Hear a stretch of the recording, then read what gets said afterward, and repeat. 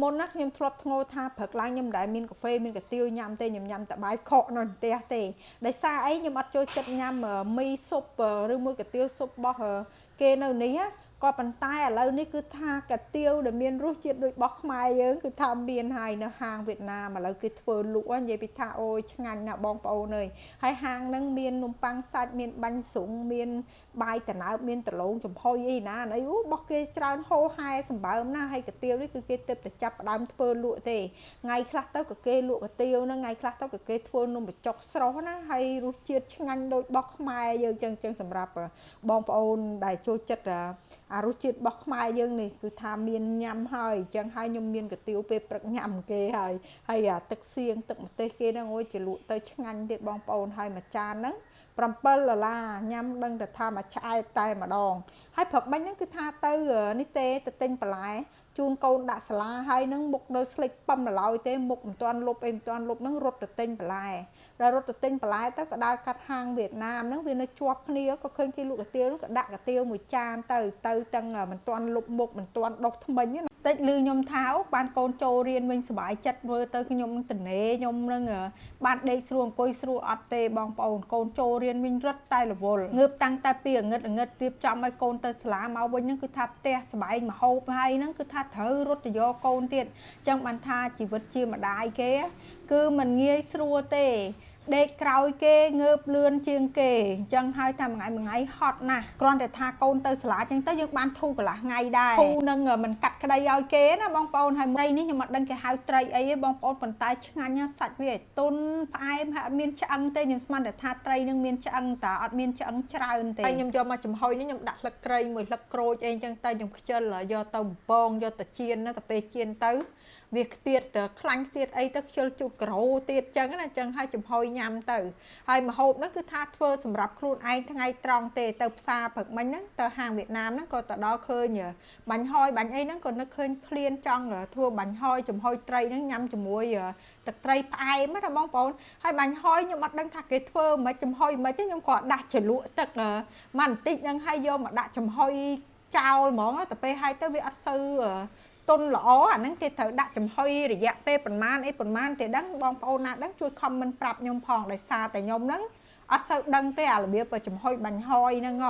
ហើយបន្ទាប់មកខ្ញុំមានជីថ្ពាល់ត្រីមានជីនឹងវងមានអីហ្នឹងមកហើយខ្ញុំលាយទឹកត្រីញ៉ាំខ្ញុំមកហូបយ៉ាងចឹងអីគឺខ្ញុំញ៉ាំតែឯងទេដោយសារតែប្តីខ្ញុំក៏អត់ចេះញ៉ាំបងប្អូនប្តីខ្ញុំអត់ចេះទេឲ្យតារបៀបមកហូបជាលក់ទឹកត្រី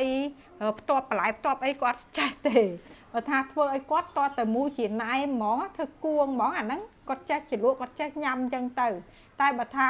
ធ្វើចំហុយចេះអីដូចជាមិនមែនចំណងចំណូលចិត្តគាត់ណាហើយបាញ់ហយហ្នឹងគឺថាខ្ញុំចំហុយមួយត្រីអីឆ្អិន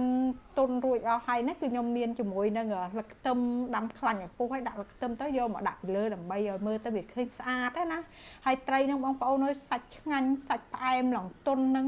នឹងម៉ាក់ក្មេកខ្ញុំទិញឲ្យឡើងតាំងពីអាទិត្យមុនណាបើសិនជាធ្វើថ្មីទៀតដឹងត្រីសាច់ផ្អែមឆ្ងាញ់យ៉ាងណាទៅហើយខ្ញុំម្ទេសឆាគឺអត់ដែរចោលទេផ្ទះខ្ញុំគឺមានជាប់ចំណិចដោយសារខ្ញុំចូលចិត្តងាកបបរញ៉ាំងាកធ្វើ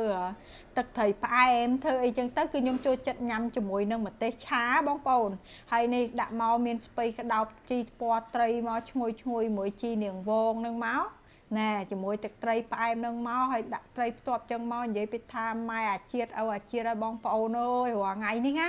គុំតែបាន skin នេះទប់ទេខ្ញុំប្រាប់ទៅបើតាមតែបងប្អូនឃើញខ្ញុំញ៉ាំរាល់ថ្ងៃគីឡូខ្ញុំឡើងអត់ស្ទើរទេតែខ្ញុំញ៉ាំ skin នេះដល់ហើយទៅវាទប់អត់ឡើងអស់ពីពេលព្រឹកចូលថ្ងៃត្រង់អស់ពីថ្ងៃត្រង់ដល់អាហារពេលល្ងាចមួយថ្ងៃគឺថាវិលក្បងតែម្ដងតាំងតែពីព្រឹករហូតដល់ស្មានហ្នឹងគឺថាអត់ទាន់បានតម្រេតខ្នងទេមុខឡើងដូចឆ្កែហើយមុខ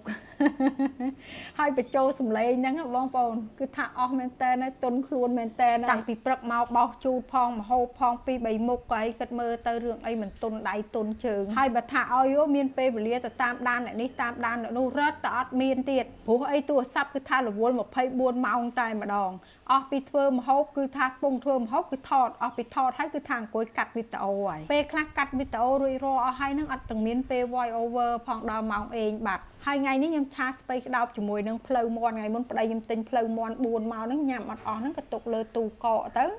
ឥឡូវហ្នឹងក៏នឹកឃើញយកមកឆាជាមួយនឹងស្ពៃក្តោបទៅហើយឆាស្ពៃក្តោបខ្ញុំអត់ហាន់តូចទេគឺខ្ញុំហាន់ធំបែបហ្នឹងតែម្ដងព្រោះអីប្តីខ្ញុំគាត់ថាហាន់តូចគាត់ញ៉ាំអត់ឆ្ងាញ់គាត់ចូលចិត្តឲ្យហាន់ប្រទេសធំបែបនេះញ៉ាំទៅវាដឹងឆ្ងាញ់ណាបងប្អូនអញ្ចឹងហើយខ្ញុំក៏ហាន់តាមគាត់ទៅហើយស៊ុបកាពះជ្រូកខ្ញុំបន្ទាប់ពីខ្ញុំរំងាស់បាន2ម៉ោងហើយហ្នឹងគឺថាខ្ញុំចាក់ពងមាន់ចាក់ជាមួយនឹងផ្សិតលេវអាវនឹងចូលផ្សិតកំប៉ុងហ្នឹងបន្ទាប់មកហ្នឹងគឺថាខ្ញុំដាក់ជាមួយនឹងម្សៅស៊ុបមាន់ហើយដាក់ជាមួយនឹងទឹកត្រីបន្តិចភ្លក់យករសជាតិហិលប្រៃឡំប្រៃឲ្យមានជាតិនិយាយទៅមកធ្វើមិនមកមានជាតិរសជាតិដែលយើងត្រូវការអញ្ចឹងណាទៅបន្ទាប់ពីធ្វើម្ហូបឲ្យប្តីឲ្យកូនទុកឲ្យកូនរួចរាល់អស់ហើយហ្នឹងគឺថាដុសលាងសម្អាតចានឆ្នាំងហើយហ្នឹងគឺថាបានសម្រាប់ហ្នឹងបានមកបញ្ចូលសម្លេង